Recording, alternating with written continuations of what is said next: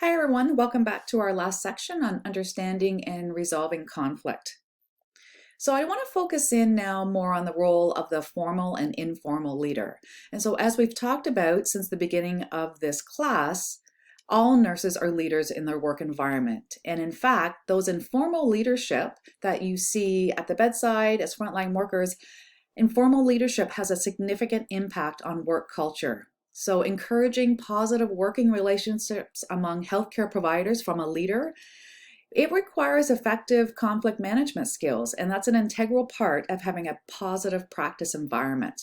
And so the role of the manager or formal nurse leader is to foster that environment that empowers nurses to develop their capacity to lead, to encourage open communication, and for collaborative practices to achieve those mutual goals. And part of that is having constructive approaches to conflict management. And so nurses at the front line are change agents. They coordinate, integrate, and facilitate interprofessional and intra-professional teamwork to ensure that patients get the best care that they deserve.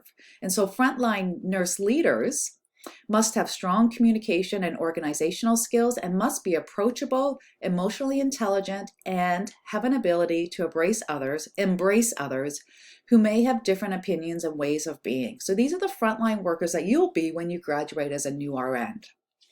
But as a nurse leader, you need to promote positive clinical practice environments by promoting conflict preparation and supporting conflict resolution. So that comes from the formal nurse leaders. And so nurse leaders in these roles need to model professionalism and empower nurses by coaching them to think strategically about conflict resolution strategies, and to respond to conflict in a timely manner and with carefully selected approaches. And we've talked about the approaches, and the one that comes out in the literature as being the best approach is the collaboration approach. And so disrespectful communications or miscommunications are common elements of conflict that can often be resolved with collaboration, active listening, and respectful, assertive communication.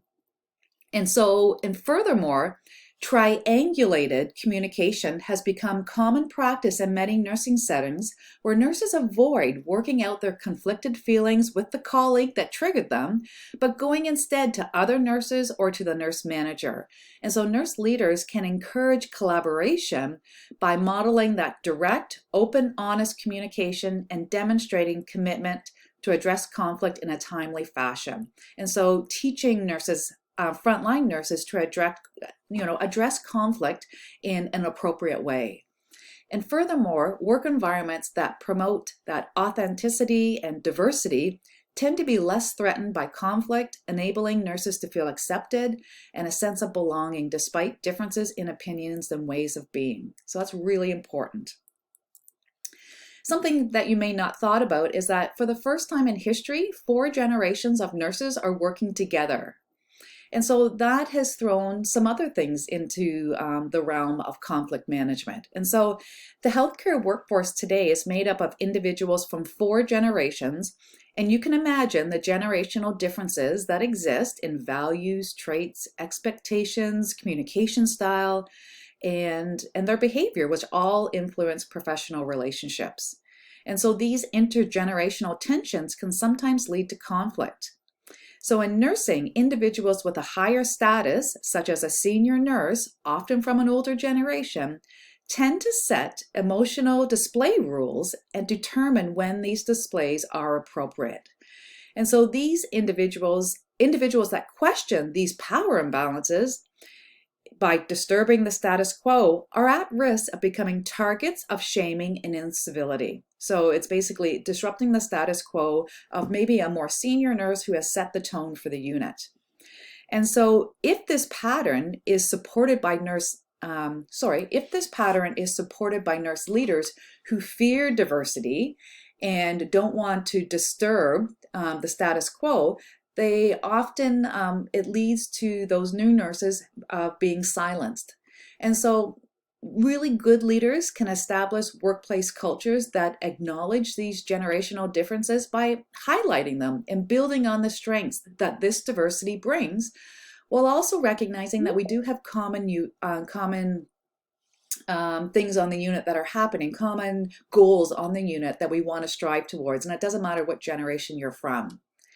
And so healthy work environments do not fear conflict. Rather, they see it as a healthy component of authentic relationships that honor diversity. And as a result, they are committed to productive and respectful resolution. And so to have nurses that are willing to engage in conflict as opposed to avoiding it, they must experience a sense of unconditional regard from their colleagues.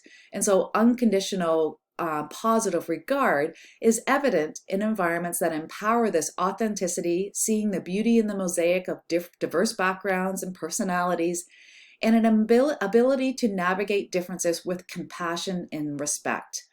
And so this unconditional positive regard means that regardless if we don't disagree, we are here for a common goal.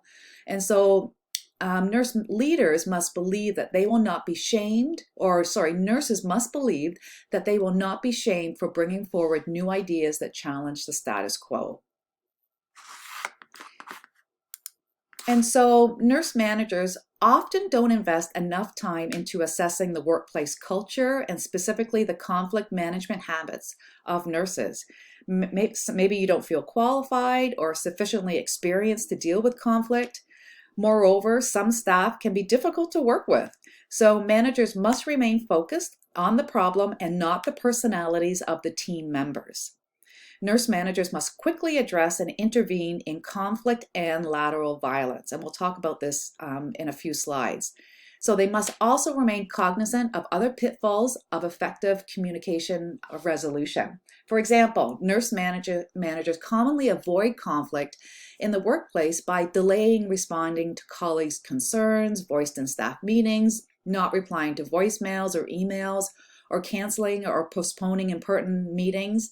Equally harmful, they may encourage the triangulated communication whereby nurses report their grievances about one another to the manager instead of addressing each other directly.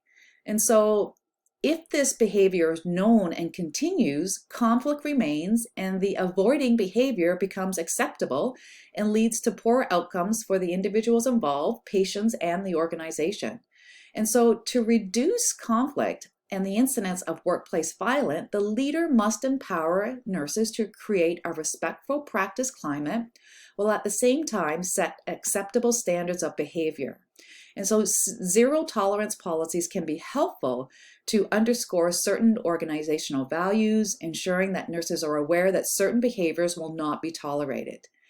Now, however, this methodology tends to work by instilling fear in employees, which can be detrimental to feelings of emotional safety and a willingness to be authentic in the workplace. And so that's where you don't want it to go wrong. And so working in teams is an important part of healthcare delivery.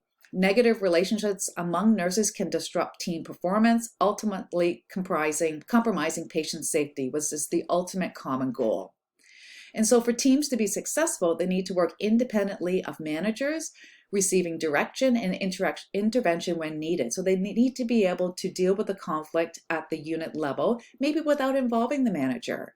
And so functional teams working together will initiate meetings and implement decision-making procedures that promote the sharing of ideas, a sense of ownership, and are able to self-direct. And so when teams begin to lose focus and cohesiveness, they may be signaling the need for support and direction from their manager.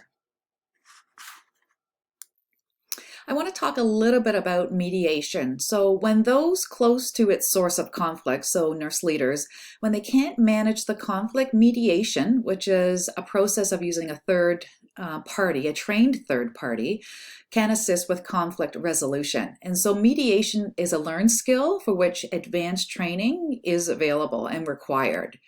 And so the method involves separating the people from the problem. So focusing on interests, not positions, and inventing options for mutual gain and insisting on using objective criteria. And so the mediator is an impartial individual who assist those involved in the conflict to better hear and understand one another.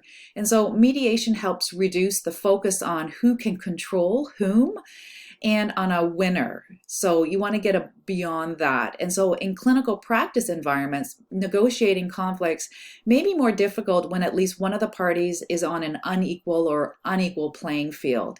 And so these inequities or inequalities are made worse when they are not acknowledged as part of the problem. And so that's where an independent negotiator can come into play. I want to touch briefly on managing social dominance. So a significant source of interpersonal conflict in the workplace stems from social dominance, which in nursing is often referred to as lateral, horizontal violence, or bullying. Social dominance is exercised through shaming and intimidation, verbal abuse, over-reporting, excluding behaviors, less favorable work assignments, denying career opportunities, and withholding information. And social dominance typically stems from subconscious projections, whereby one's insecurities motivates them to establish a dominant position over the peers they feel threatened by. So this is really important. The literature identifies several common forms of lateral violence, such as criticizing a colleague, belittling or making hurtful comments to or about a colleague in front of others, complaining about a colleague, rolling eyes, or simply ignoring a colleague. Bullying, on the other hand, is a form of social dominance closely related to lateral or horizontal violence, but a real or perceived power differential between the instigator and the recipient must be present in bullying.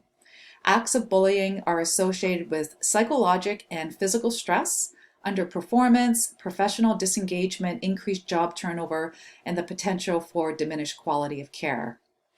So finally, it's important to remember that social dominance occurs because hurt people hurt people. Therefore, it is best diffused via a compassionate response by a leader or a fellow colleague that enables those who are instigating the lateral violence to address the root cause of their insecurity. And we're going to talk a lot more about this when we get to week 9. So in conclusion, I just want to speak to the fact that conflict is inherent in professional practice environments everywhere, and that as you as an individual needs to know how to assess conflict and its circumstances to determine which approach to conflict resolution is potentially the most effective. You need to be able to take an inventory of your own emotional vulnerabilities and how they may impact your willingness to address conflict amongst your colleagues. You need to identify and offer appropriate behaviors to present or resolve conflict in your practice environment. And lastly, it's important to evaluate your practice environment for situations reflecting lateral violence. You need to be proactive in how to respond to a colleague who demonstrates lateral violence.